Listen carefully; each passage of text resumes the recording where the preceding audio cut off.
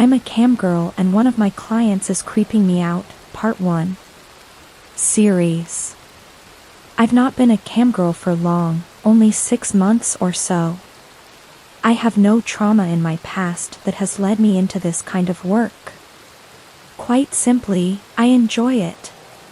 Or at least, I did. You meet all kinds of people with all kinds of fetishes. I've had some clients who have requested things I have been uncomfortable with, and I have simply declined and blocked them. The website I work for looks after us and makes sure we never feel we have to do anything we are uncomfortable with. Usually, though, people are quite normal. Some people want to see my feet, some people want me to sit in an oversized t-shirt and pretend to be their girlfriend, some people want a standard show. People find my profile through the website, and they pay per minute. Some people only ever call once, but some people end up becoming regulars, and I get to know what they like. I've been in some strange situations, but on the whole, I like my job and I like my clients. One client, who I will call Jason, has been calling me every few days or so since I started. He was one of my first clients. Jason, like many of my clients, chooses not to turn on his video or microphone. He types to me while I sit on video and talk back to him. A lot of men who use our services are quite lonely, and so chatting non-sexually is not unusual, but Jason has literally never asked me to do anything sexual and declines when I offer. Each to their own, I've always thought. Jason's wife left him last year and he's been finding it hard. I went through a breakup myself in January, and although I was glad to be out of that relationship because my boyfriend had not treated me well, I know it can be strange to adjust to being alone, so I felt genuine sympathy and a connection to him. Yesterday afternoon, at the usual time, Jason's call came through. "Hey, baby," he typed. "Hi, sexy," I said. "How are you doing today?" "Good, you?" "All good, baby. I'm wearing something special for you today. Wanna see?" "Just talk," he typed back. I knew he would say that, but I always feel I should offer. "How's your day been?"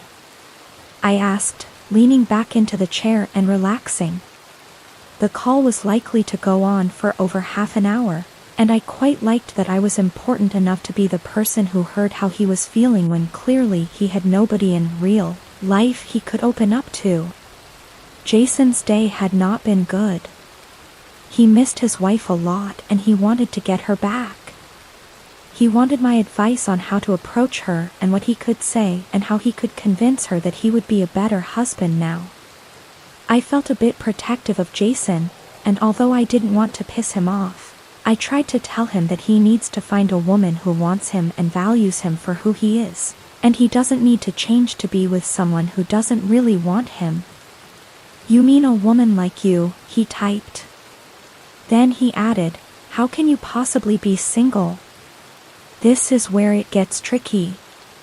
I try not to reveal too much about my personal life, and usually direct the conversation back to the client. After all, they are paying, and it is their time. I also need them to understand that it is a service they are paying for, and I am not, in fact, their girlfriend, although it's fine if we roleplay as such on the call. Having that boundary is easier and fairer to everyone when I haven't confided in them. You need to find someone who you like who likes you. Someone who makes you feel special. "You make me feel special," he typed. "Thanks, baby," I said. "You will find someone soon, I know it." I wanted to change the subject as I felt quite uncomfortable. I knew that if this carried on, I would need to remind him that this was just roleplay and that we weren't actually in any way together, but obviously that was quite a mood killer and I didn't want to upset him.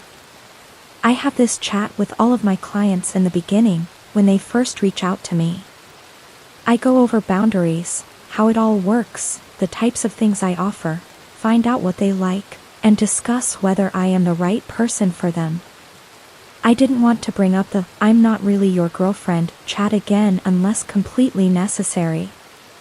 After all, it was their time, and they were paying for this roleplay. Luckily, he changed the topic, and we chatted a little about his work and other mundane stuff for a few minutes. "Where's the picture gone?" he eventually said. "What picture?" "The one on the wall." I frowned. I'd taken down the canvas picture on the wall earlier that day. I'd never really liked it. Recently, I'd decided that now I was single, I should make the most of the fact that I can decorate the apartment in any way I want, so I'd taken down the art I didn't like, ordered some more, and even bought myself a zebra print rug. "How do you know it was there?" I spoke. The picture had been on the wall facing me, and it would never have been visible on my webcam. Mirror. Shit. I had to look close to see, but in my background, you could see the mirror behind me, and presumably, he'd been able to see the picture in the reflection. He must have damn good eyesight or a really big screen. I tried to subtly look around, to figure out what else my clients might have been able to see this whole time. My webcam faced the wall and I'd positioned myself like that on purpose. I didn't want them to see anything personal of mine, including my apartment or any of my stuff in it. Even though I was regularly getting naked, them seeing my home felt like a weird invasion of privacy. I made a mental note to sort out the mirror later and tried to carry on with small talk. It was probably a bit strange to him that I'd gotten weirded out by a simple comment, but I think I managed to recover the situation. He hung up soon after that and I pushed it out of my mind. I went for a bath after that and got changed. I'd arranged to go on a date. It would be the first date I'd been on since my breakup and I was nervous. His name was Carl and I'd met him at the library, where he helped me to find a book. A real meet cute. Not like most of the guys who I'd dated who I met at 3 a.m. at the club. We met for dinner and drinks, and the date went well. Very well, in fact. Because of my nervousness, the wine went down a little too well and I soon found myself in that very slightly hazy state where everything in the world is good. I stopped drinking then, not wanting to embarrass myself, and he followed my lead. We talked for hours about our lives and our interests. He was smart. He was interested in me. Truth be told, at one point in my life, I may have described him as boring, but he wasn't. He was just someone who was open about what he was looking for and wanted to meet someone who was like-minded. It was me who kissed him.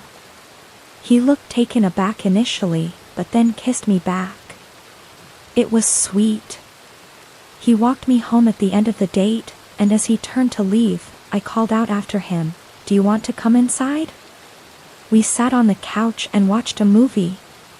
Actually, we watched about a third of the movie. When things started getting heated, he stopped to ask me if I was sure and told me he was happy to wait. He was so sweet, and although I hadn't planned to have sex on the first date, I wanted him right then more than I'd ever wanted anyone. We didn't even make it to the bedroom. We did it right there on the couch. Carl cared about pleasuring me. It wasn't just a race to the finish line. When Mr. Scruffles, my cat, decided to try to hop on the couch with us at one point, he just laughed. I was smitten already. I fell asleep, in a state of utter bliss. We had coffee together this morning, and he left for work. I hadn't told him I was a camgirl yet. Maybe that was wrong. I was just so worried that he wouldn't be okay with it, and telling people on a first date seemed like a bad idea. I had batted off the question with some vague comment and told him I worked from home. Which was technically true. After showering and doing my makeup, I logged on, ready to work, feeling a bit strange after last night, About the fact I was about to talk to the men I was about to talk to, in the way I was about to talk to them. Well, I thought to myself, a girl's gotta work. A girl's gotta eat. Jason called me, which was odd since we had spoken yesterday. Normally it was just once every few days. Hey, baby, I said. How are things going today? You're a fucking slut, he typed. I froze. What the fuck? He never spoke like that. Some people said stuff like that in the middle of dirty talk, but it had never been like that with Jason. Before I could say anything, he was typing again. You loved his big dick, didn't you? You're fucking disgusting. I ended the call immediately and blocked him. How had he known? I looked around, completely confused, and then I got up to pace around the room. Literally, the only person I'd told that I was going on a date was my best friend Karen, and the only person who knew that I had slept with Carl was Carl. My eyes darted around the room and rested on my laptop.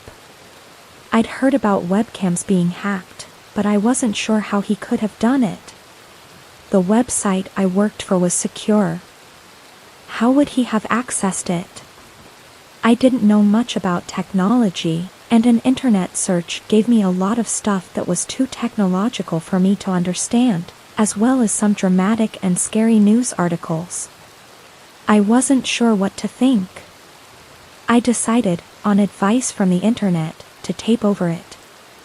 I felt completely freaked out and violated and was in no mood to carry on with clients anyway, so I decided to take a day off for myself. I could make up for it by working more next week if I needed to. I went to the gym and then decided to meet Karen for lunch. While Karen knows I am a camgirl, I decided not to tell her about what happened with Jason this morning. She did not approve of my new job, for precisely the reason that she thought it might be dangerous if one of my clients was a psycho, and I couldn't bear to get an "I told you so" when I explained that my webcam had been potentially hacked by a client. I did, however, tell her about Carl and our date. Sex on the first date, she said, feigning shock. Look at you. Good for you, girl, you get yours. She spent the next half an hour wanting to hear lurid details, and I laughed at her. We chatted for a while over lunch, and when she went to pick her kid up from football, I decided that I wasn't ready to go home yet. I stopped by the nail salon, got myself a manicure and a pedicure, and by the time that I arrived home, to find flowers on my doorstep, I had almost forgotten about Jason. Thank you for the flowers, I texted Carl. I was glad I was alone because I was grinning from ear to ear like a teenager. He sent back an embarrassed face. That was a weird response, but never mind. I messaged him again, telling him I was about to cook my famous chili, a recipe printed off from a website, if he wanted to join me, and he responded that he'd be over in an hour. By the time he arrived, things in the kitchen were not going well. The chili was getting dry and sticking to the pan, and I ran to open the door for him, with barely time for a hello before I had to rush back into the kitchen to rescue dinner. There's wine on the table, I shouted through to the living room. Make yourself at home. I'm just seasoning. Smells good, he said. You got a secret admirer?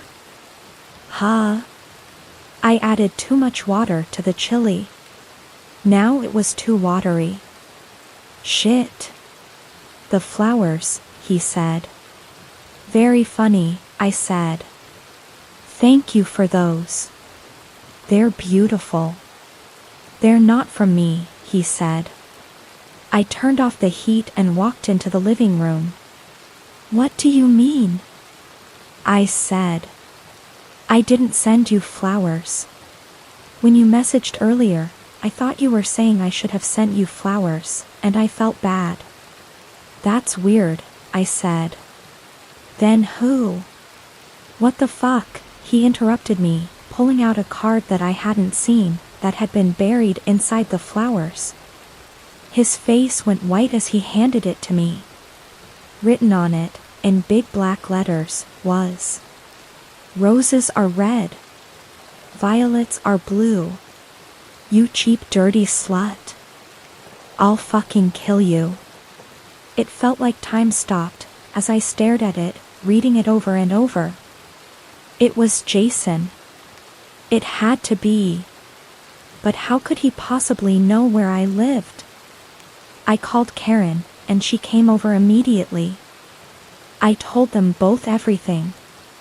Carl was shocked and said he wished I had told him, but he was more concerned with making sure I am okay. I'm really worried that this guy knows where I live and might be dangerous, so I'm going to stay with Karen tonight, and she thinks I should contact the police in the morning.